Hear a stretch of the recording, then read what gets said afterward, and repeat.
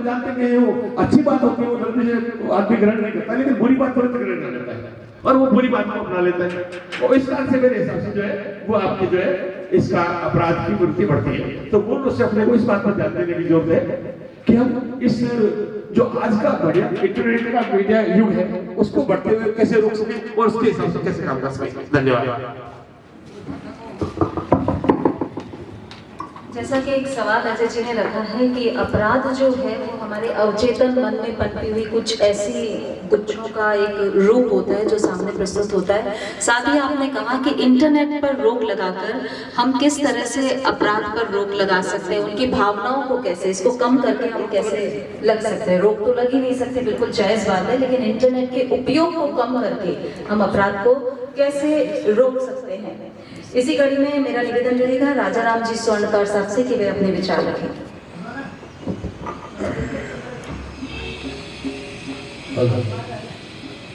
मैं यहाँ उपस्थित सभी गुणीजनों को प्रणाम करता हूँ। मंच पर बैठी है हमारी विदुषी मनीषा सोनी, उन्होंने बहुत अच्छा पत्र वाचन किया। साथ में हैं संस्कृति कर्मी राजेंद्र जी जोशी और रितु शर्मा जी। विपिन जी को बधाई देता हूँ। अमर कला महोत्सव संवाद में बहुत अच्छा विषय उसका चयन किया। संगीत एक ऐसी कला है कि ये कहते हैं ना, मुर्दों में भी जान डाल देती है एक बार तो। और संगीत से कई चीजें हम कर सकते हैं, जैसे मेडिटेशन का है, संगीत से इलाज भी किया जा रहा है विदेशों में। और जो मानव प्रकृति है उसको हम बदल भी सकते हैं, क्योंकि संगीत एक थेरेपी है। उसको सुनकर के और जो मन की ये इंद्रियां हैं वो खुल जाती है। उस समय जो विचार मानव मस्तिष्क में होते हैं वो फलीभूत होते हैं। तो मेरे को बोलने का अवसर दिया, मैं आपका धन्यवाद करता हूँ। अपराध को कला से जोड़ना और कला के माध्यम से आपराधिक प्रवृत्तियों को कम करना, यह विषय बहुत ही गहरा विषय है। आप सभी ने अपने विचार रखे हैं। इसी कड़ी में अब मेरा निवेदन रहेगा डॉक्टर सिद्धार्थ असवाल जी से। आप मनोवैज्ञानिक हैं और आप इस विषय को बहुत ही बेहतरीन तरीके से हम सभी को समझा सकते हैं और इसके रास्ते भी हमें बदला सकते हैं। डॉक्टर साहब। सम्मानित मंच पर विराजमान सभी श्रोतागण को मैं आभार व्यक्त करता हूँ कि मुझे यहाँ बोलने का मौका दिया। मैं आज इस अमर कला महोत्सव में एज ए साइकियाट्रिस्ट आपको बिल्कुल सिंपल वर्ड में समझाने की कोशिश करूँगा कि कैसे हम लोग अपने दिमाग के अंदर किसी भी चीज़ को लेके परसेप्शन रखते हैं। किसी जो भी हम जो देखते हैं, जो सुनते हैं, जो हमारे आसपास घटित होता है। मनीषा सोनी मैडम ने बहुत अच्छा सा बताया, सर ने बताया कि OTT के माध्यम से बहुत सारी चीज़ें हमें देखने को मिलती हैं। इस चीज़ को समझने के लिए अपन थोड़ा सा पीछे चलते हैं कि हम हमारे घर में, हमारे आसपास में हमारे बड़े बुजुर्ग, हमारे पेरेंट्स हमें रोज़ यही कहते हैं कि आप अच्छा देखो, अच्छा सुनो, चोरी मत करो, झूठ मत बोलो, कोई गलत काम मत करो। इसके पीछे उद्देश्य क्या है? हमारे राष्ट्रपिता महात्मा गांधी हैं, उनके 3 बंदों का भी यही संदेश है कि बुरा मत देखो, बुरा मत सुनो, बुरा मत बोलो। तो क्या किसी इंसान को बुरा बोलने सुनने से क्या उसका मन वैसे ही काम करने से कोई भी घटना की वो लेके हमारे ब्रेन तक जाती है और ब्रेन इसका एनालिसिस करता है कि ये घटना क्या है। जस्ट एग्जाम्पल के लिए समझिए कि हम जैसे कोई एक्सीडेंट देखते हैं तो एक्सीडेंट के बाद में हमारे जो विचार आते हैं वो तुरंत आ जाते हैं, लेकिन वो तुरंत ऐसे ही नहीं आता। एक ब्रेन को पूरी एनालिसिस प्रोसेस होती है। ब्रेन उसका एनालिसिस करता है कि ये घटना हुई है तो इससे आपकी बॉडी में क्या रिस्पॉन्स आना चाहिए, आपको क्या थॉट बनना चाहिए। तो ब्रेन जब एनालिसिस करता है वो उसके 2 चीज़ों के ऊपर डिपेंड करता है। एक और क्या है, हमारा देखने का नजरिया क्या है, हम किसी भी घटना को किस चीज़ से देखते हैं। और पास्ट एक्सपीरियंस होता है कि हमारे पास में कोई घटना हुई है तो उसका क्या रिस्पॉन्स था। इन दोनों पे डिपेंड करता हमारे ब्रेन की एनालिसिस प्रोसेस है। जब ब्रेन इन माध्यम से किसी भी घटना का एनालिसिस करता है तो एक थॉट बनाता है और थॉट जब बन जाता है तो थॉट से हमारे इमोशंस डेवलप होते हैं, इमोशन से हमारी फीलिंग बनती है और फीलिंग से हमारा व्यवहार बनता है। अब इसको फिर वही एग्जाम्पल पे डालते हैं कि जैसे ही हम किसी ऑफिस जा रहे हैं तो हम कार ड्राइव कर रहे हैं, अचानक हमारा कार के साथ किसी दूसरी कार के साथ एक्सीडेंट हो जाता है, तो उस एक्सीडेंट के प्रोसेस में हम थोड़े से घबरा जाते हैं। वाइब्रेशन है कि हम देख रहे हैं, हमारा नजरिया ये है कि इससे नेगेटिव इवेंट है, तो इससे हमारी बॉडी के अंदर ये सिम्टम्स आने हैं। तो ठीक कला और साहित्य के जो व्यक्ति हैं जिनको अंदर कला में कोई कृति होती है, जैसे रचनाकार है, कोई साहित्यकार है या कोई नाटककार है, जब भी किसी रचना को वो रचना करता है या उसको अपनी लाइफ में उतारता है तो पॉजिटिविटी और नेगेटिविटी को बिल्कुल डिफरेंशिएट करके रखता है।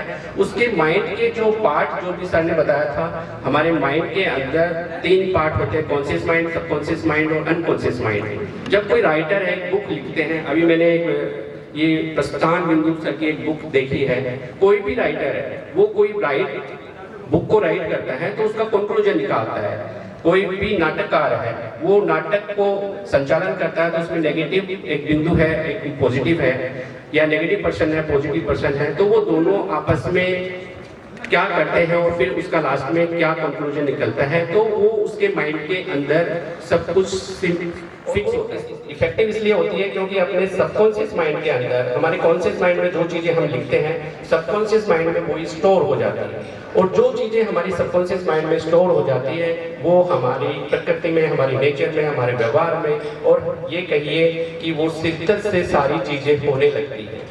तो जो भी कला साहित्य से जुड़ा व्यक्ति है वो कला और साहित्य में अपना योगदान रखता है, लिखता है, करता है, तो उसके सबकॉन्शियस माइंड में हमेशा पॉजिटिविटी होती है। एक क्लियर कट डिफरेंशिएशन होता है कि ये चीज नेगेटिव है, ये पॉजिटिव है, और उसी का माइंड को बेनिफिट होता है। माइंड के अंदर एनालिसिस प्रोसेस होती है, उसी से हमारे पॉजिटिव थॉट्स बनते हैं, उसी से हमारे पॉजिटिव इमोशंस बनते हैं, इमोशन से फीलिंग बनती है, और फीलिंग से हमारा व्यवहार बनता है। तो ये सारा साइकेट्रिक जो प्रोसेस है, साइको एनालिटिक प्रोसेस है कि हम अच्छा काम करेंगे तो हमारे साथ अच्छा होगा, बुरा काम करेंगे तो बुरा होगा। बहुत सारे लोग, बहुत सारे महापुरुष ये भी कहते हैं कि जैसा आप सोचोगे वैसा ही होगा। तो सेम ये वही है कि कलाकार है वो हमेशा अपने पास पॉजिटिविटी रखता है, पॉजिटिव एनर्जी रखता है, पॉजिटिव परसेप्शन रखता है, तो उसका माइंड है वो नेगेटिविटी में जाता ही नहीं है। सेम ओटीटी प्लेटफॉर्म की बात करें तो हम बहुत सारी नेगेटिविटी देखते हैं तो हमारा ब्रेन वही चीजें परसेप्ट करता है और कहीं ना कहीं सबकॉन्शियस माइंड में वो चीजें स्टोर हो जाती है, जिसकी वजह से हम उसको एक्शन में ले आते हैं, बिहेवियर में ले आते हैं। धन्यवाद। सही है कि the things you see that affects your heart, brain and mind। तो ऐसा ही होता है कि जो हम देखते हैं आसपास वैसा ही प्रभाव हम पर पड़ता है, और वही फिर हमारी प्रवृत्तियों, आदतों और व्यवहार बन जाता है। विचारों की इसी कड़ी में मेरा निवेदन रहेगा अविनाश आचार्य जी से कि जो कि वरिष्ठ पत्रकार हैं, वे अपने विचार रखें। अविनाश जी। इन सबके माध्यम से अपराध होने और अपराधी जेल में जाने या सजा काटने के वक्त उसे कुछ ऐसी सुविधाएं मिल सकती है। जेल में भी कई कार्यक्रम होते हैं, तो सामाजिक कार्यक्रम होते हैं, उसमें उसको हो सकता है। लेकिन मूल बात यह है कि बचपन में किसी के साथ कोई यातना और उसका परिवेश, उसके बाद में कोई शोषण, अशिक्षा और ऐसी कोई घटना जिसके कारण से वो अपराध कर रहा है, उसने अपराध किया है, तो उस समय जो है वो कला से वो रूबरू हो, कला के उस पर क्या प्रभाव पड़े, ये तो उस समय तो हो नहीं सकता।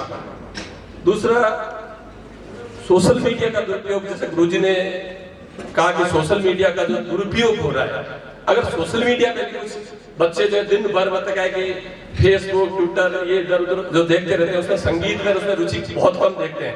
कलाकार का तो देख सकता है, लेकिन अन्य लोग जो है कला से संबंधित शास्त्र संगीत या कुछ भी नाट्य वो बहुत कम जो है वो देखते हैं। मेरा ये मानना है कि सोशल मीडिया का भी दुरुपयोग हो, और मूल घटना जो ये है इसमें जैसे अशिक्षा है, कुपोषण है, आपके परिवेश में है, बचपन में है, इसके कारण से जो बच्चों में जो हो रही है उसके रोकने की कोई रोकथाम हो जाए। ज्यादा मैं इसमें धन्यवाद। कला की ओर डाइवर्ट करके उनके मन से इस प्रवृत्ति को निकाल सकते हैं। तो एक सवाल ये भी बनता है कि जब बचपन में इस तरह की कोई घटना इफेक्ट डालती है और बाल अपराध भी जब बढ़ते हैं तो उस समय क्या स्थिति रहती है संगीत की, कला की, अभिनय की, जो भी इस क्षेत्र के लोग हैं, जैसा आप सभी अभी अपने विचार रखेंगे। विचारों की इसी कड़ी में मेरा निवेदन रहेगा जया पारिक जी से कि वे अपने विचार रखें। सभी बैठे गुरुजन और मेरे साथियों को सादर प्रणाम। जो अभी बैठे बैठे मन में बात आई है वो ये है कि कला अपनी जगह है, हम सभी मानते हैं कि कला का बहुत महत्वपूर्ण योगदान है हमारे जीवन में। एक बड़ा ही कटु प्रश्न है जो मैं स्वयं से कर रही थी बैठे बैठे, और उसी प्रश्न को आप सबके साथ ही मैं शेयर कर रही हूँ कि हमारे बच्चे घर में होते हैं, उनका बचपन हमारे साथ बीतता है। कला का मतलब केवल नृत्य, नाटक, संगीत यही नहीं होता, कला सभी तरह की होती है। यदि आप ड्राइंग कर रहे हैं तो कला है। आप मिट्टी में बच्चा क्या क्या चीजें ढूंढता है हमें नहीं पता होता, लेकिन उसके लिए वो भी एक कला ही है। वो मिट्टी के अंदर अपनी एक दुनिया बना रहा होता है। अगर वो कहीं भी कुछ खिलौने लेके बैठा है तो उसके लिए वो भी एक कला है कि उन खिलौनों को वो सजा रहा है, चाहे वो संगीत या किसी रिदम के साथ या कोई प्रदर्शनी के अनुसार ना हो। लेकिन क्या वाकई में हम उतने सरल हैं हमारे बच्चों के साथ कि आज मान लीजिए मेरे दो बेटियां हैं, बड़ी हो गई हैं, लेकिन अगर मैंने कहा ना कि मैं स्वयं से ही प्रश्न कर रही थी ये कि अगर मेरी बेटी छोटी है और अभी तो ये चीज इतनी होड़ में हो चुकी है कि छोटा सा बच्चा यदि मान लीजिए ड्राइंग कर रहा है, घर में बैठा है, कलर बुक में वो अपने ड्राइंग कर रहा है और उस वक्त उसके एग्जाम्स हैं, तो हमारा प्रेशर बच्चे के ऊपर ये रहता है कि ये सब छोड़ तू पढ़ाई कर। यदि वो खेलने जा रहा है तो उसके लिए वो भी एक कला का ही हिस्सा है। खेलना उसको कला लगती है कि किसी स्पोर्ट्स में है या कोई भी चीज कर रहा है, वो सभी एक तरह से देखी जाए तो सभी कलाएं हैं। लेकिन वहाँ हमेशा हम सभी अभिभावक उस कला को सेकेंडरी कर देते हैं। दुनिया की अंधी दौड़ में जैसे दौड़ते जाते हैं वैसे ही हमारे बच्चे को हम लगा देते हैं, पहले पढ़ केवल किताबी कीड़ा पर क्लास के अंदर। मुझे पता है हम पढ़ते थे जब 10th के अंदर हमारी अगर सेकंड डिवीजन आती थी, गुड सेकंड डिवीजन, तो पूरे मोहल्ले में परिवार में मिठाइयाँ बढ़ती थी कि हमारा बच्चा ये है, और आज 99% भी आते हैं तो पेरेंट्स खुश नहीं है, एक नंबर कहाँ कट गया। इतना प्रेशराइज्ड बच्चों को करने में लगे हुए हैं। तो शुरुआत तो हमसे ही करनी है। हम क्यों वहां तक जाए कि एक बच्चा बड़ा होगा या उसने बचपन में कुछ ऐसी चीज देखी है, बचपन उसका इतना सरल बनाने का प्रयास करें ना। मैंने एक बहुत गलत चीज की थी, थोड़ा सा समय हो सकता है कि 1 मिनट ऊपर ले लूं। मेरे 2 बेटियां मैंने बताया और दोनों में 11 साल का गैप है। बड़ी वाली बेटी मेरी जिस वक्त 2+ की थी, दुनिया की दौड़ की तरह उस वक्त मैं खुद 22 साल की थी, और नहीं बिटिया जब मेरी 2+ हुई तो मैं 24 की थी। दुनिया को देखते हुए मैंने 2+ की थी और उसको स्कूल में दाखिला दिला दिया। किस लिए? कि लगना चाहिए मेरी बेटी एक अच्छे कॉन्वेंट स्कूल में पढ़ रही है। लेकिन जैसे जैसे 11 साल बाद मुझे महसूस हुआ, मैंने वक्त के साथ बहुत सारी चीजें महसूस की, तो मैं एक बहुत ही लांछन भरी बात खुद के लिए बोलती हूँ कि मैं अपनी बेटी का बचपन खा गई। मैंने उसको बचपन नहीं जीने दिया, और वो मैंने अपनी, उसके लिए तो मैं वो कभी पूर्ति इस जन्म में नहीं कर पाऊंगी, उसकी मैं अपराधी नहीं हूँ। लेकिन मैंने छोटी बेटी को 5 साल की तब स्कूल में डाला, मैंने उसको मिट्टी में खेलने दिया, मैंने उसको कलर भरने दिए, मैंने उसको दुनिया की जो हमारे इर्द गिर्द वाकई में रंग बिरंगी दुनिया है कि नानी के पास बैठे, दादी के पास कहानियां सुने, वो भी कलाएं हैं, उन सबको सीखने के लिए दिया। जब कहीं बहुत सारी चीजें ऐसी होती है कि अपराध में बच्चे चले जाते हैं, लेकिन अगर बचपन में, जैसे आज मेरी बड़ी वाली बेटी को दुनियादारी का उतना ज्ञान नहीं है, क्योंकि मैंने उसको, अरे ये एटिकेट है, ऐसे बैठो, ये हैंकी रखो, ये मुंह पोंछो, अरे ये तुम्हारे पैर गंदे हो गए, अरे तुमने ड्रेस को इस तरह से मैनेज नहीं किया, एक डेकोरम बना करके मैंने उसको बड़ा किया। लेकिन छोटी बेटी को कि नहीं, मैं उनको कोई पढ़ने के लिए बोलता तो मैं कहती कि RS का एग्जाम देना है बच्चे को, क्या अभी से तुमने डिसाइड किया है या तुम्हें पता है कि मेरा बच्चा बड़ा होकर यही बनेगा? उसको जीवन जीने दो। तो जीवन के बहुत से रंग हैं, उन्हीं रंगों को मैं कला का रूप मानती हूँ। तो जहाँ हमारी जिम्मेदारी है, सरकार, समाज, देश विदेश, वो मैं नहीं जानती कि अपनी जिम्मेदारियां कहाँ निभाएंगे। ऐसे सेमिनार्स बहुत सारे सब्जेक्ट्स पे पूरी दुनिया में करोड़ों होती है, ये होती रहेगी, लेकिन वो वहीं तक सीमित रह जाती है। शुरुआत यदि अपने से की जाए कि हमारे बच्चों को हम जैसा है वैसा स्वीकार करें, कोई टैग ना दें उनको, जब वो बताए हमें कि हमें ये बनना है, जब उनको लगे एक जगह आकर के कि हाँ यहाँ हमें इस चीज़ की ज़रूरत है, तब उनके हम पथ प्रदर्शक बने और बाकी दुनिया की जो भी कलाएं हैं, जो भी रंग है, वो जो भी बनना चाहता है वो बने। और वही मुझे लगता है हमारे जीवन को संपूर्ण कलाओं में लेते हुए एक बहुत ही रंगीन और सुखद जीवन होगा, हमारे लिए भी और हमारे बच्चों के लिए भी। और जब हमारे बच्चे अच्छे होंगे तो पूरा हमारा समाज क्या और देश क्या, पूरा संसार ही बहुत खूबसूरत बन जाएगा। धन्यवाद। जिस बात हो जाती है कई बार, तो डिसिप्लिन में रहते हुए हम बच्चों की परवरिश किस तरह से कर सकते हैं, लेकिन यहाँ पर सिर्फ बच्चों की परवरिश के साथ ही बात नहीं हो रही है। बात जब सार्वजनिक स्तर पर हम देखते हैं कि जो अपराध बढ़ते जा रहे हैं, उन अपराधों का डाइवर्जन किस तरह से हम कला और अभिनय के माध्यम से कर सकते हैं। बचपन तो ठीक है, माता पिता के साथ ही उस परवरिश को लेके आना है, कंपटीशन की बातें बहुत सारी हैं, होती रहेंगी, लेकिन जो मुख्य भी बात करते हैं तो ये किस तरह से आपराधिक प्रवृत्तियों को रोक लगा। जैसे कि मनीषा जी ने कहा था कि बीकानेर की जेल में भी जब कालीन बनने का और काम शुरू हुआ था तो काफी अपराधी जो थे वो उस तरफ डाइवर्ट हुए थे और उस प्रवृत्ति में कमी आई थी। तो इसी पर हम आज बात कर रहे हैं और यहीं से जब हम जाएंगे तो बिल्कुल यहाँ छोड़कर नहीं जाएंगे, यहाँ से हम कुछ विचार लेकर जाएंगे। मैंने इसको प्रैक्टिकली बच्चों के लिए हम बहुत कंफर्ट जोन में चले जाएं, लेकिन जिस तरह की अभी प्रतिस्पर्धा हो रही है, हमारे पेरेंट्स ने भी हमें बहुत स्ट्रिक्ट रह के कंफर्ट जोन में बड़ा किया है। विचारों की अगली कड़ी कोशिश करता हूँ अनुभव की कि कितनी बात कह पाता हूँ। सबसे पहले तो मैं मनीषा जी की जो सोच है और उन्होंने जो पत्र वाचन किया उसकी दाद देता हूँ। वैसे सभी अपनी तरह से अपने हिसाब से अच्छे सोच के साथ आए हैं। यहाँ डॉक्टर साहब ने बहुत कुछ बातें बताई हैं, मगर मैं ये सोचता हूँ कि बच्चों का कला के प्रति या कला का मनोविज्ञान ही हमारा विषय नहीं है। हम एकांत में रह के क्या सोचते हैं,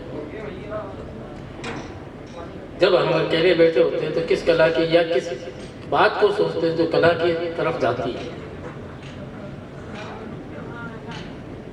जो कला की तरफ जाकर अच्छा ज्ञान देती है या अच्छा सोच पैदा करती है या बुरा सोच पैदा करती है, ये सोचने की बात है।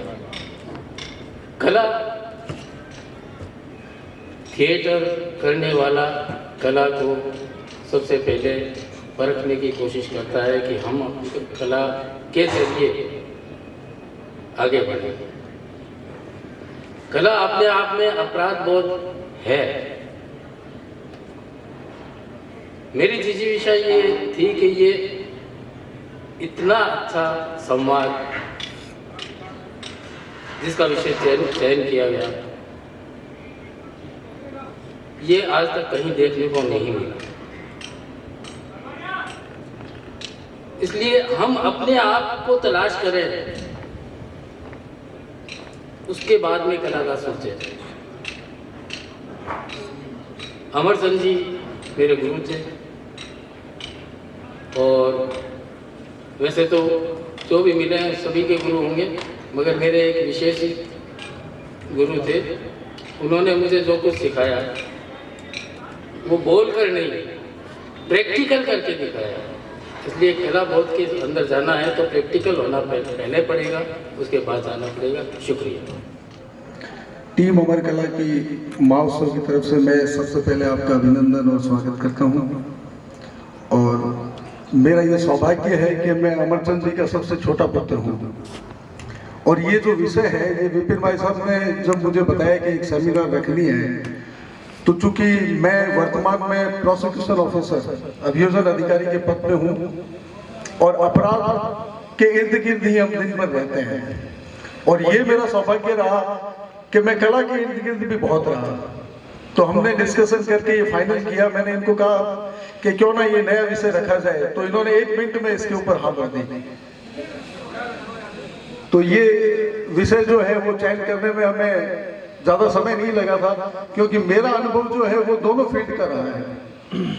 और कला को लेके मैं बचपन से ही घर में भी देखता आया हूँ, और फिर बाद में विपिन भाई साहब के निर्देशन में हमने खूब नाटक भी कर लिए।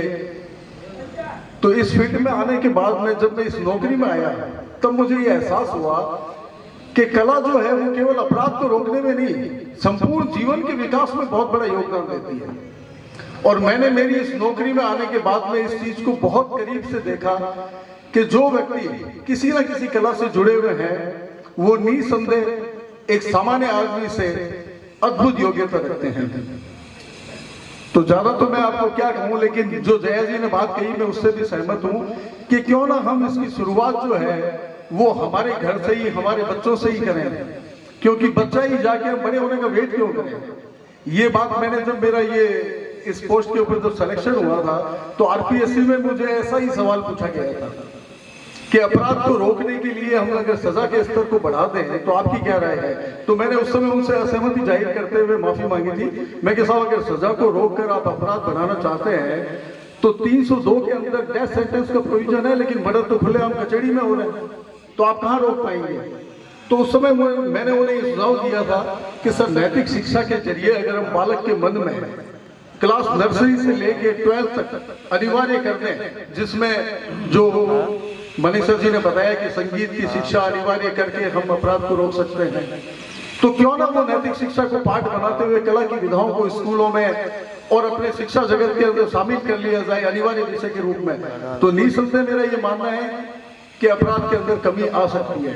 एकदम बंद होना, इससे मैं नहीं सहमत हूं, लेकिन यह है कि हम इसमें रोकथाम में 80% कामयाब हो सकते हैं। धन्यवाद। पड़ेगा बाल मन पर, और अपराध की प्रवृत्तियां खत्म तो क्या होंगी, लेकिन कम होनी जरूर शुरू हो जाएंगी। विचारों की इसी कड़ी में मेरा निवेदन रहेगा दयानंद शर्मा जी से कि आप को इतने अच्छे पत्र वाचन के लिए बहुत बहुत बधाई दूंगा।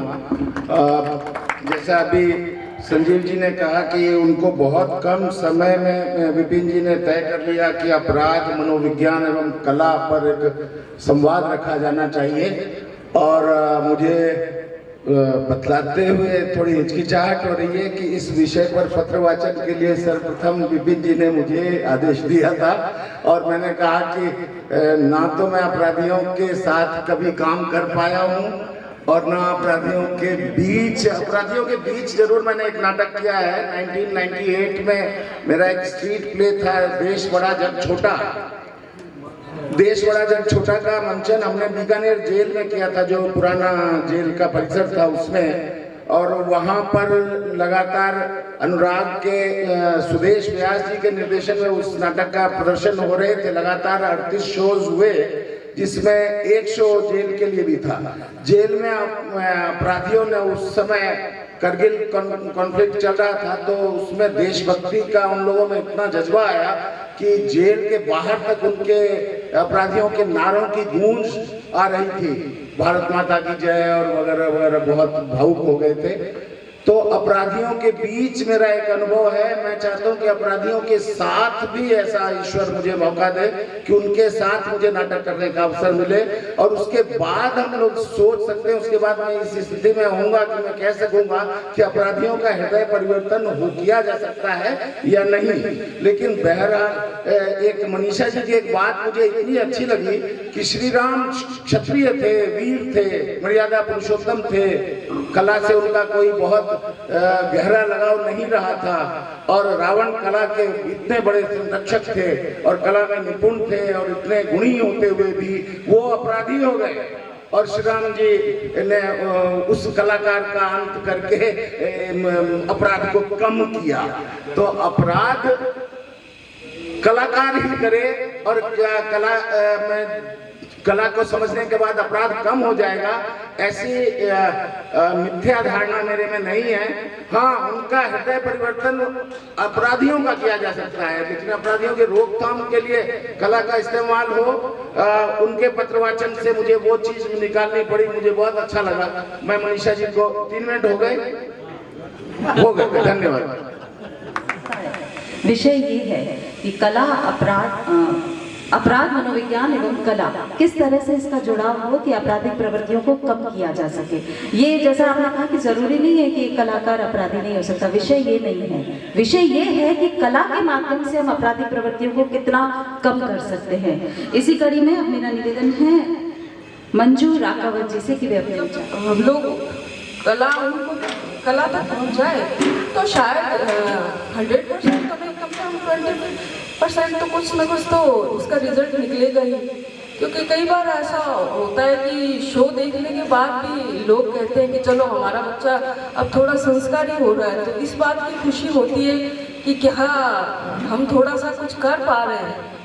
तो इसी पूरी तरह से तो समाप्त अपराध को हम नहीं कर पाएंगे, लेकिन इतनी उम्मीद जगा सकते हैं कि शायद कुछ हद तक हम इसमें सहयोग दे सकते हैं। धन्यवाद। गुस्सा है, आप रिवर्स काउंटिंग शुरू कर देना 10, 9, 8, उससे आप अपने गुस्से पे कंट्रोल कर सकते हो। तो इसी चीज को लेकर हम आगे बढ़ेंगे और मेरा निवेदन रहेगा हिमांशु जी से जो झांसी से पधारे हैं। विषय इतना है, इतना व्यापक है, इतना जटिल है कि इस पर जितना बोला जाए उतना कम है। इसकी जितनी विस्तृत चर्चा की जाए वो भी कम है, क्योंकि इसके विविध पक्ष है। लेकिन जैसा कि 3 मिनट का वक्त है तो मैं 3 मिनट में अपनी बात रखने की कोशिश करता हूँ। सबसे पहले आवश्यक ये है कि वास्तव में कला क्या है। कला के बहुत सारे प्रकार हैं, बहुत सारे प्रकारांतर हैं, लेकिन हम वैदिक परंपरा में जाते हैं तो कहते हैं साहित्य संगीत कला विहीना मनुष्य साक्षात पशु पुष्पाण, अर्थात कला के बिना मनुष्य वैसा ही है जैसे बिना सींग और पूंछ के मनुष्य, अर्थात एक संस्कार की जो उत्पन्न धारा बहती है वो कला के माध्यम से होती है। दूसरा, अगर हम बात करें तो अन्य कलाएं, संगीत, ललित कलाएं, चित्रकलाएं, उनसे नाट्य और अभिनय कला भिन्न है। उसकी भिन्नता इसलिए है क्योंकि नाटक ही एक ऐसा विषय हो सकता है जो अपराध मनोविज्ञान में सहयोग कर सकता है। संगीत के माध्यम से आप वैचारिक दृष्टि कर सकते हैं, एक पीस ऑफ माइंड में जा सकते हैं, निर्माण की स्थिति कर सकते हैं। लेकिन नाटक एक ऐसी कला होती है जो जीवन के विविध रंगों को दिखाती है। और अगर बचपन से ही, जो आजकल का ऐसा नहीं है, स्कूलों के स्तर पे अब चालू हो गया है, जो न्यू एजुकेशन पॉलिसी है उसमें जो हमारी ड्रामा है, म्यूजिक है, वो एक्स्ट्रा को-करिकुलर एक्टिविटीज में नहीं है, अब विषय के रूप में सम्मिलित है। अगर बच्चा बचपन से ही अभिनय करता है और वो उस तरह के चरित्र भी करता है जो अपराध की प्रवृत्ति के होते हैं, तो कम से कम उसको ये जानकारी मिलेगी कि अपराधी प्रवृत्ति का व्यक्ति ऐसा होता है जो मुझे नहीं करना चाहिए। जितने ज्यादा नाट्य मंचन करेगा, जितने ज्यादा चरित्रों का बोध करेगा, जितने ज्यादा चरित्रों का निर्माण करेगा, स्वाभाविक है उसकी जीवन के प्रति समझ विकसित हो जाएगी। जरूरी नहीं है वो कलाकार बने, अभिनेता बने, लेकिन बचपन से ही अगर वो संस्कार कलाओं के अभिनय के माध्यम से देखेगा तो जीवन के, आदमियों के, व्यक्तित्वों के विविध पक्षों को वो कहीं ना कहीं देख पाएगा। मुंशी प्रेमचंद की कहानियों से लेके चाहे अमेरिका की बात करें या अन्य संस्कारों की बात करें, उसके जीवन में आ जाता है। दूसरा, एक बहुत महत्वपूर्ण चर्चा हुई कि रावण पंडित था, उसको समस्त कलाओं का ज्ञान था। राम जी उतनी कलाओं में निपुण नहीं थे, लेकिन 16 कला संपूर्ण वो भी थे, 14 कला संपूर्ण थे, 14 कला, 16 कला आपके कृष्ण जी थे। लेकिन रावण इसलिए झुका, इसलिए पराजित हुआ क्योंकि रावण को घमंड हो गया था। और जो भी व्यक्ति हो, अगर वो कला हो, चाहे किसी तरह का व्यक्ति हो, अगर उसको अतिरिक्त अपने ऊपर घमंड हो जाए, अभिमान हो जाए, तो वो गर्त में जाता है। तो रावण की गर्त के पीछे कला नहीं थी, उसका अहम का बोध था, अहम ब्रह्मास्मि, मैं ही हूं इस प्रकृति का, सृष्टि का रचयिता। दूसरा, हमें, मेरा एक सजेशन है, जैसा कि अभी एनसीपी न्यू एजुकेशन पॉलिसी के अंतर्गत, चाहे वो सीसीआरटी का सिलेबस हो या सेंट्रल गवर्नमेंट का हो या स्टेट गवर्नमेंट का हो, पाठ्यक्रम लागू हुआ है लेकिन उस ढंग से अप्लाई नहीं हुआ है।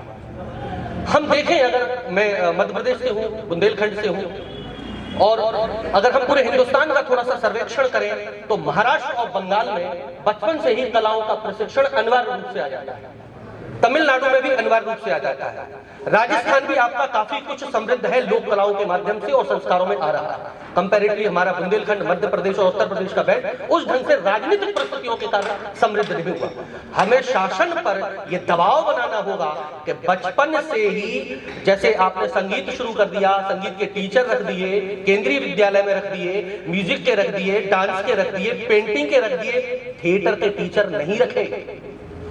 वो थिएटर म्यूजिक वाले ही करा रहे हैं, वो डांस वालों से नाटक तो हम भी करा लेंगे साहब। ये प्रवृत्ति जब तक नहीं हटेगी तब तक ना तो रंगमंच का विकास होगा और इस तरह के जो सेमिनारों की जो सार्थकता है वो भी सिद्ध नहीं होगी। इसलिए चूंकि हम लोग अगर एक सर्वे करें तो ऑल ओवर इंडिया में कम से कम 1 करोड़ रंगकर्मी हैं जो सक्रिय हैं, लेकिन कभी भी संसद में किसी सांसद ने रंगमंच या अभिनय के ऊपर कोई बहस का नहीं बनाया। जब इस तरह से हम अगर वो करें तो स्वाभाविक हमारी रंगमंच और अभिनय की कला समृद्ध होगी और इस तरह के जो विषय है उनका भी सार्थकता से होगी। बहुत बहुत धन्यवाद, थैंक यू सो मच। ठीक है, पहली बात आती है कि हम यहाँ आए हैं और तैयारी हमारी नहीं है, तो बिल्कुल गलत बात है। चाहे मुझसे प्रभुजन बैठे हों, माफी चाहूँगा, ठीक है, क्योंकि हमें एक बहुत ही तार्किक बात पर संवाद करना है, तैयारी करके आना चाहिए। जहाँ मैडम ने बार बार कहा कि हम अपराध, मनोविज्ञान और कला दोनों पर बात कर रहे हैं, तो केवल कला पे बात मैं नहीं करूँगा, मैं दोनों पे बात करूँगा, ठीक है। अपराध मनोविज्ञान की अगर डॉक्यूमेंटेड रिसर्च अगर होनी शुरू हुई थी तो 1940 में शुरू हुई थी। अमेरिका की डिफेंस सर्विसेज ने वहाँ शुरू किया, तो उन्होंने ये बोला था कि आप जब अपराध मनोविज्ञान की तरफ देखते हैं तो जातिगत, सामूहिक, समाज के स्तर पर लिंग, आयु और भेद को सब देखना पड़ेगा कि अपराध मनोविज्ञान किसी व्यक्ति में जन्मा कैसे। अब अगर उसको कला के माध्यम से अपने बांटने की बात करें तो क्या होता आया है, क्या हो रहा है और क्या होगा, मैं उस पर बात नहीं करूँगा। मैं ये बात करूँगा कि जैसे एड्स एक बहुत भयावह रोग था, उसके लिए हम बात करते थे कि सुरक्षा अच्छी है, सुरक्षा ही बचाव है। तो अगर कोई डिजीज हमें हुई है उससे पहले ही रोक दें तो अनिवार्य शिक्षा बना देना, टीचर्स लगा देना, ये कर देना, वो कर देना, हमारे पास बहुत ज्ञान है। पर तार्किक रूप से अगर मैं बात करूं तो हम अपनी संस्कृति में से जिन चीज़ों का लोप कर चुके हैं ना, हम अंग्रेज बनने चले थे और बने रही, हिंदुस्तान में नहीं बन के रहे, हम अपनी संस्कृति को भुला गए।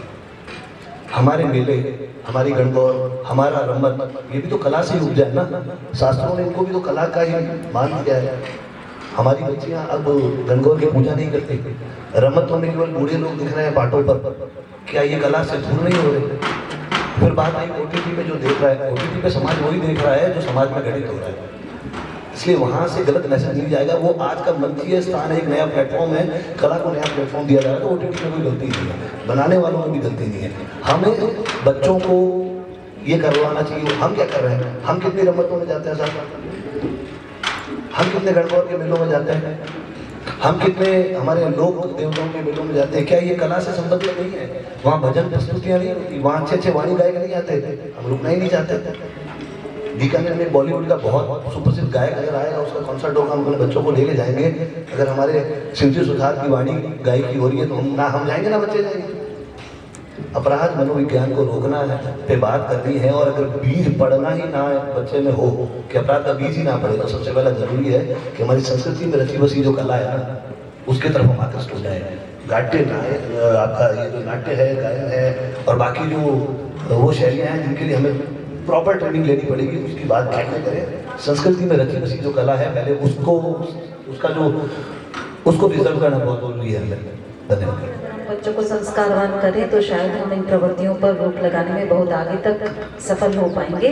विचारों की इन्हीं कड़ी में मेरा निवेदन है विनय हर्ष जी से कि वे अपने विचार मंच पे विराजमान सभी मैं अपने बड़ों को प्रणाम करता हूँ।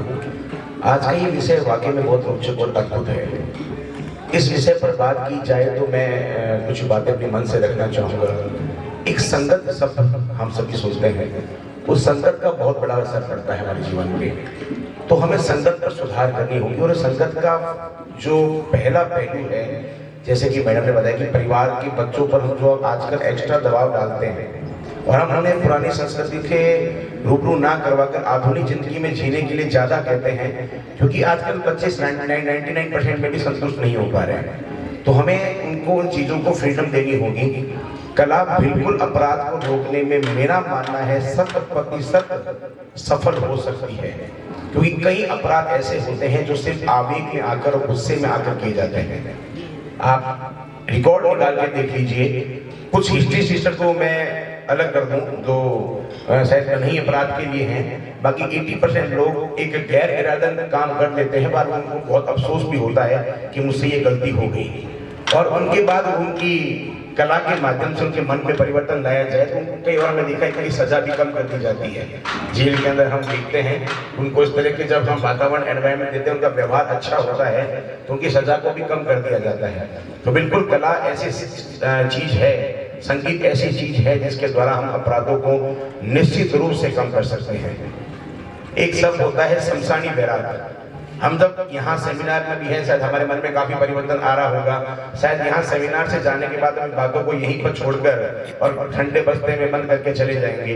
मैं बस सभी आप सम्मानित लोगों से यही एक निवेदन करना चाहूंगा कि हम इस विचारों को यदि बड़े लेवल पर लेकर जाएं और इसको शिक्षा के रूप में भी जोड़ें तो बिल्कुल कला बहुत सार्थकता के रूप से बच्चों के जीवन में परिवर्तन करने का एक अहम मुद्दा बन सकती है। एक छोटी सी बात और कहूँगा, मैं मंच संचालक हूँ और कई बार हम जब मैं संचालन के लिए जाता हूँ तो कई बार माता के लिए, पिता के लिए कुछ अच्छे शब्द कहता हूँ, उस समय उन परिवार के लोगों की आंखों में आंसू आने लगते हैं।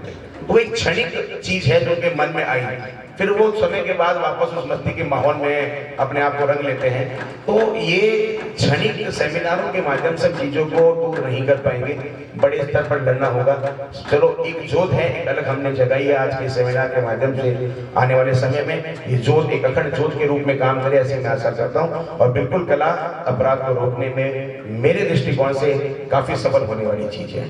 Thank you so much. चलकर ही पहुंचना पड़ता है, बस इतना होना चाहिए कि हम किसी सीढ़ी पर ना तो रुके और ना उससे पीछे वापस आए, बढ़ते चले। तो निश्चित रूप से आज का जो ये आयोजन है, जो ये सेमिनार है, ये पॉजिटिविटी के साथ हमें परिणाम तक लेकर जाएगा। विचारों की इसी कड़ी में मेरा निवेदन है मनोज रतन व्यास जी से कि वे अपने डॉक्टर साहब कह रहे थे कि ओटीटी प्लेटफॉर्म जो है वो बहुत ज्यादा समाज को इन्फ्लुएंस कर रहे हैं। मैंने बहुत ओटीटी प्लेटफॉर्म पर देखी है, सारा कंटेंट तो हमारे समाज से आया है। भोकाल का कंटेंट हमारे समाज ने दिया है, मिर्जापुर का कंटेंट हमारे समाज का दिया हुआ है। और दूसरी बात ये कि बनाते क्या है, आप देखिए हम जो जिस जीवन में रहते हैं ना, 99% लोग उसका एक हायरार्की लेवल है, तो हर व्यक्ति किसी न किसी से दबाव में रहता है। तो इसीलिए जो क्राइम ड्रामा है उसको लोग बहुत ज्यादा पसंद करते हैं। उसको ये लगता है कि यार जीवन में मैं तो कुछ कर नहीं सकता हूँ, ये मेरी जो पीड़ा है, ये जो एक्टर है या ये जो अभिनेता है ये पूरी कर रहा है, इसलिए लोग देखते हैं। भले आप हॉलीवुड में देख लीजिए, गॉडफादर बहुत फेमस हुई, साउथ में नायकन बहुत फेमस हुई, राम गोपाल वर्मा की जो सत्या है वो बहुत फेमस हुई, लोग देखते रहेंगे, बार बार देखते रहेंगे। आप टीवी पर देखिए, क्राइम पेट्रोल जो है दिन भर आता है सोनी पे, रात को आता है और उसकी भयंकर टीआरपी आती है। इसका मतलब ये नहीं है कि लोग क्राइम करना चाहते हैं, लोगों को ये लगता है कि जो मैं लाइफ में नहीं कर पाता हूँ, जो मेरा बॉस जो मुझे प्रताड़ित करता है, इसका जो एक्टर है ना, ये मेरी जो मन में जो कोई कुछ न कुछ दंश है वो पूरा कर रहा है। एक तो पहली बात ये है। दूसरी बात ये कि आपने कहा कला, मुझे ऐसा लगता है जो कला है एक प्रकार से क्रिएटिविटी है, और क्रिएटिविटी सिंपल भाषा में ईश्वर की आमद है। ये अगर आपके पास में है तो यू आर ब्लेस्ड, अगर आपके पास में क्रिएटिविटी है तो आप बिल्कुल ब्लेस्ड हैं। और उसको कि समय बहुत कम है, अमर कला महोत्सव जो विपिन जी ने कराया है वो बहुत शानदार है, अद्भुत है। कल ही मैंने इनसे निजी बातचीत में कहा था कि this is the best way to celebrate your father life. धन्यवाद। कला किसी अपराधी को सुधारने के लिए नहीं है, पहली चीज। और कला ने ठेका नहीं लिया कि किसी अपराधी को सुधारना। सीधी सी गणित है। अपराधी दो तरह के होते हैं, एक जो भाववश अपराध करता है, दूसरा वो जिसको अपराध करना ही है। के.एल. सेंगर बहुत अच्छे म्यूजिशियन थे, शराब के बगैर गा नहीं सकते। संगीत अगर सुधारता है तो शराब के बगैर गा क्यों नहीं सकते। वैन गॉग बहुत बड़े पेंटर थे, बहुत अच्छी पेंटिंग बनाते थे, लेकिन वो खुद ड्रग लेते थे, ड्रगिस्ट थे वो। इसी तरह बहुत से म्यूजिशियंस और बहुत से कलाकार ड्रग एडिक्ट हैं, नशे करते हैं। तो मुझे नहीं समझ में आता कि कला सुधार सकती है, क्योंकि अगर वो सुधार सकती तो वो नशा करते ही नहीं। सुधारना या नहीं सुधारना आदमी के अपनी अंदर की एथिक्स की बात है, वो अपनी उसकी स्पिरिचुअल जर्नी या अध्यात्म की बात है, वो सुधरे ना सुधरे उसके ऊपर डिपेंड करता है। एनएसडी में अधिकतर एक्टर ड्रग एडिक्ट हैं।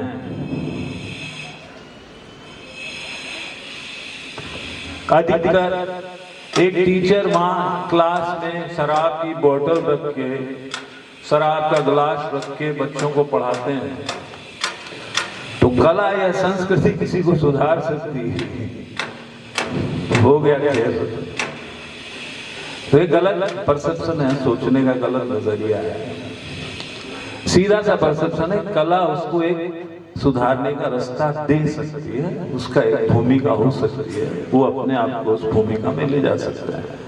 इसी के साथ बस इतना ही कहना है, बाकी आप गुरु को बदला जा सकता है किसी माध्यम से, और वो माध्यम कला बने। हम यहाँ पर इसीलिए बैठे हैं कि क्या कला इस रूप में एक माध्यम बन के आपराधिक प्रवृत्तियों पर कुछ हद तक अंकुश लगा सकती है, और ये कुछ हद ही आगे जाकर पूर्ण हद तक भी पहुंच सकती है।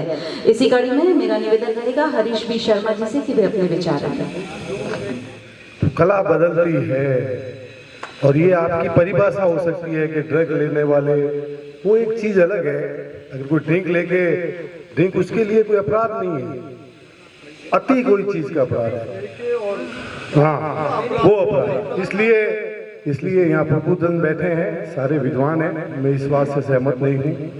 कला तो बदलती है, अगर कला आ गई तो इस बात का कि कहीं तो ये कोई एक्टिविस्ट की बात हो रही है, कभी मसानी वगैरह की बात हो रही है, कभी ये बताया जा रहा है कि मैं समझ चुका हूँ सब कुछ। सच्चाई ये है कि इस विषय को यहाँ पर बैठे किसी भी व्यक्ति ने समझा ही नहीं। आप देखिए, अपराध, मनोविज्ञान और कला, क्या बात कही जा रही है। हम अपने आप को डिफाइन कर रहे हैं। ये एक्टिविस्ट की बात नहीं है, यहाँ पे कोई संकल्प लेने की, क्रांति करने की बात ही नहीं थी साहब।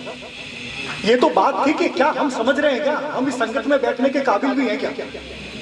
पहला मामला यही है कि क्या हम जहाँ पे बैठे हैं वहां पे बात करने के भी काबिल हैं क्या कहना चाह रहे थे। अपराध का मनोविज्ञान अगर आपको थोड़ा सा स्पष्ट करना है तो बीच में सहायक क्रिया का लगा देता हूं। दरअसल ये जो सेमिनार और होता है ना, उसके अंदर थोड़ी सी गुगली मारी जाती है ताकि हमें भी मजा आए, बात निकल करके, बात निकलेगी तो दूर तलक जाएगी। अपराध का मनोविज्ञान और कला। राजस्थानी के हिमांशु जी, आपने कुछ बड़ी बड़ी बातें की थी। राजस्थानी के बहुत बड़े विद्वान हुए विजयदास जी था, जिन पे फिल्में बनी है।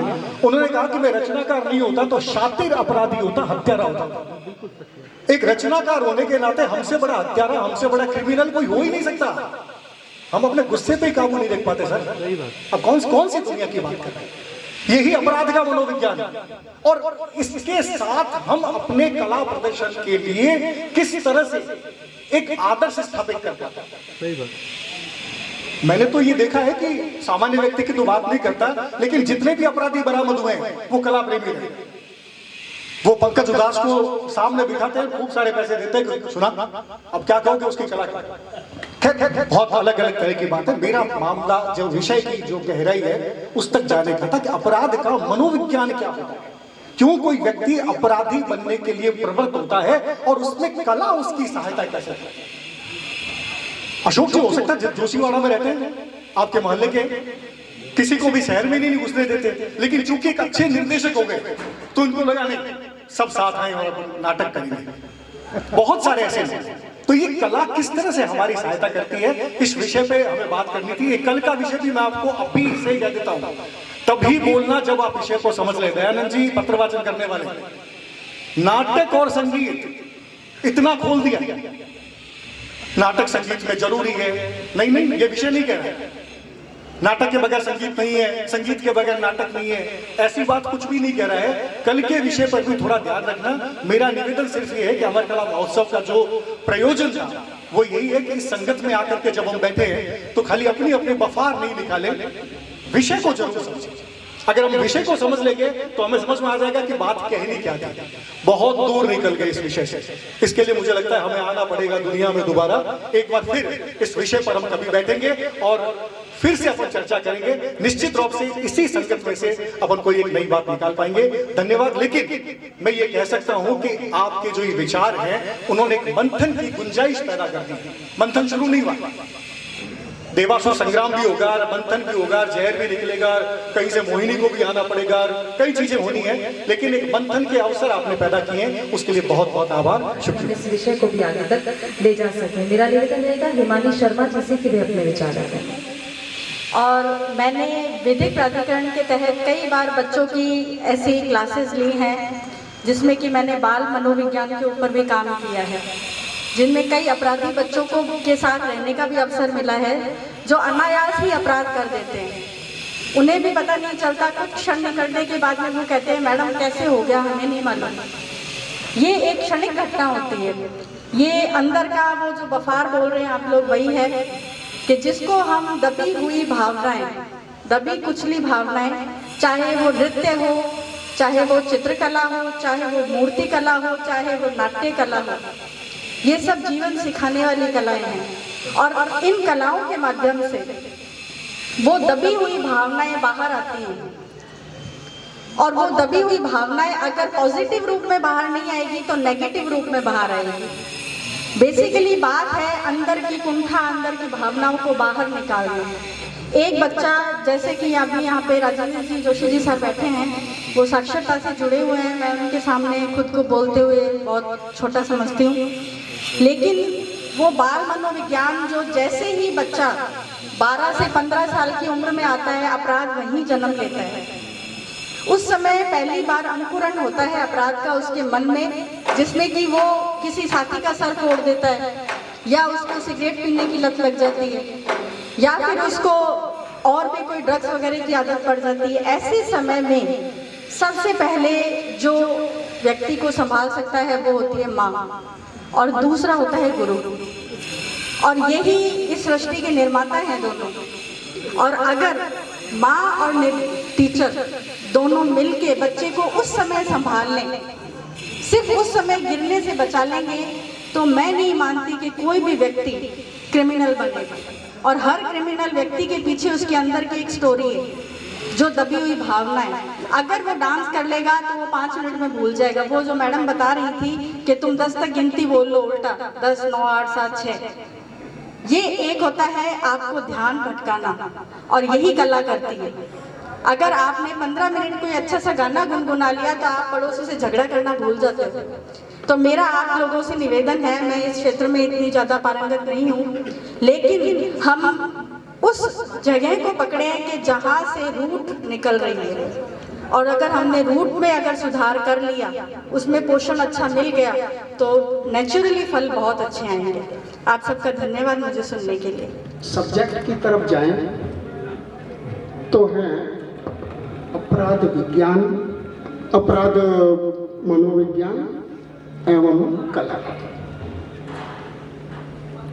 दोनों का देखा जाए तो बचपन से ही संस्कारों से प्रभावित होते हैं। आपके संस्कार कैसे हैं, उनको मान्यता कहाँ तक दी गई है। कलाओं की बात करें तो 14 कलाएं, 16 कलाएं नहीं, 64 कलाएं हैं, और 350 भी बता रहे हैं। जिसे अपन अपराध मान रहे हैं, भारत में वो कलाओं में भी समाहित है। चोरी करना क्या कला है या अपराध है? द्यूत क्रीड़ा अपराध है? नहीं। समय, परिस्थिति, काल, तीनों में जो बेस्ट बैठ रही हो, उस समय के लिए उपयुक्त हो, उसे कला भी कहेंगे, अपराध भी कहेंगे।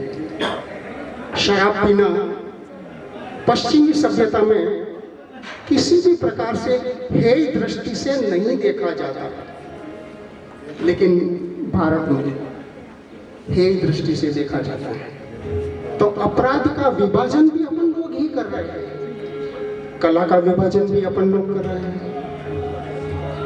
तो कहां पर आकर ये अपराध बनता है, या वही अपराध कला में परिवर्तित हो जाता है।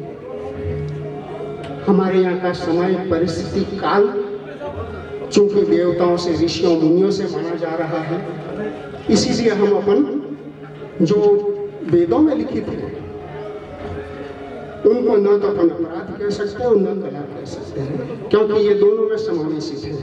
मेरा निवेदन एक छोटा सा है, इसमें अगर संस्कार शब्द भी जोड़ दिया जाए तो शायद अपराध मनोविज्ञान पर संस्कार और कला दोनों हावी हो जाएगी। बचपन से अगर अपन बच्चे को, जो मैडम भी बता रही थी, भावनाओं को दबा देना, कुंठित मानसिकता रखना, एक दिन विस्फोट होगा। गुब्बारा कितनी ही हवा भर के फुला दो, फूटेगा तो ध्वनि आएगी, वही अपराध है। तो निवेदन मेरा एक ही है, संस्कार बच्चों में अच्छे रखें। शायद अपराध और मनोविज्ञान तक जाने की आवश्यकता नहीं पड़े। किसी के मानसिक विचारों को अपन उद्वेलित करेंगे तो वो अपराध की श्रेणी में आ जाएगा। डॉक्टर साहब ने बताया था, conscious mind, subconscious mind, unconscious mind.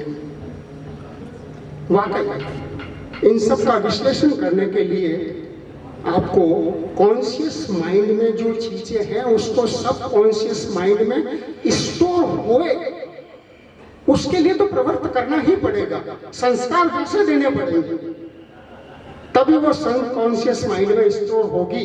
और जो सबकॉन्शियस माइंड में स्टोर होगी उसी को अनकॉन्शियस माइंड आपको समय पूर्व बता भी देगा। स्वप्न आना क्या है? अनकॉन्शियस माइंड का चेतन रहना, जागृत अवस्था में रहना। तो वो स्थिति कब आएगी? जब आपने कॉन्शियस माइंड में और सबकॉन्शियस माइंड में उस विचार को रखा है। अपराध तभी खत्म होंगे जब अपन संस्कारित होकर टीवी देखना करना। क्यों? ओटीटी पे जो देखते हैं आपको पसंद नहीं आता क्या? किसी को उपदेश तो अपन भी दे देते हैं बच्चों को, पसंद सबको आता है, अकेले में। यानी जिज्ञासा। तो उस जिज्ञासा को आप बच्चों के साथ मिलकर शांत कीजिए, अपराध में कमी आएगी। और कला, जब 64 कलाएं हैं तो आप संगीत को, म्यूजिक को, या गायन को, या नृत्य को, या नाटक को यहीं तक सीमित नहीं रखोगे, क्योंकि चोरी करना भी कला तो है ही, उसमें भी दिमाग लगाता है वो व्यक्ति। लेकिन उस तरीके से किया जाए कि वो कला ही रहे, अपराध नहीं बने। धन्यवाद। हर कला में, हमारे सामाजिक ताना बाना में एक अपराध जिसको कला भी कहा जाता है वो है खुद को बेहतर मानना और दूसरे को कमतर मानना। ये बहुत बड़ी एक आर्ट भी है, खुद को बेहतर से बेहतर प्रोजेक्ट करना और जो काबिल है उसको कम से कम कमतर बनाना। वो लफ्जों की जादूगरी से लोग करते आए हैं। इसको यूं भी कह सकते हैं कि अपनी पीठ खुद को थपथपाना। मजा तो तब है कि लोग आपको बड़ा कहें। ये ठीक वैसे ही है कि एक बंद कमरे में, अंधेरे कमरे में आप ये कहें कि ये कायनात है, ये पूरी दुनिया है, इससे बाहर कुछ भी नहीं। या फिर दिन के उजाले में आप आंख बंद करके ये कह दें कि रात हो गई, तो ये मुमकिन नहीं है। लेकिन खुद के मनोविज्ञान को या अपने आप को सुकून देने के लिए ये धोखा खुद के लिए काफी है। मेरे ख्याल में बहुत सारे लोग इसी मनोस्थिति पर जिंदा है कि वो खुद को बेहतर मानते हैं और जो काबिल है उसे कमतर मान के चलते हैं। लेकिन वक्त, समय हमेशा इस बात को झुठलाता है और झुठलाता आया है। कुछ दिनों तक गुब्बारा जैसे अभी जिक्र आया, स्वामी जी ने जिक्र किया कि गुब्बारा जब तक उसमें हवा है तब तक वो फूला रहता है, और जैसे ही हवा निकली वो फुसफुसा गया। तो इस प्रोग्राम को जिसने भी ऑर्गेनाइज किया हमारे सामने है अमर कला महोत्सव। उनके तमाम अराकीन को मैं मुबारकबाद देना चाहता हूँ कि एक आज के दौर में जहाँ रूस और यूक्रेन युद्ध कर रहे हैं और पूरी दुनिया तीसरे विश्व युद्ध की तरफ चली जा रही है, उस वक्त में इस तरह के प्रोग्राम कराना भारतीय संस्कृति का हिस्सा है। और हम ये पूरी दुनिया को मैसेज दे सकते हैं कि तुम युद्ध में भी यकीन करो और हम कला के साथ जीने पर यकीन करते हैं। इसके लिए आप तमाम लोगों को बहुत बहुत बधाई। यही है कि एक शेर आखिर में कहता हूँ, जब भी कोई अपने आप को बड़ा कहे तो ये शेर पढ़ लीजिए कि तू है समंदर, तू समंदर है मैंने माना ये, मैं हूँ तिनका मुझे डुबा के दिखा। तिनका कभी नहीं डूबता, समंदर की छाती में रहता है। बहुत बहुत शुक्रिया।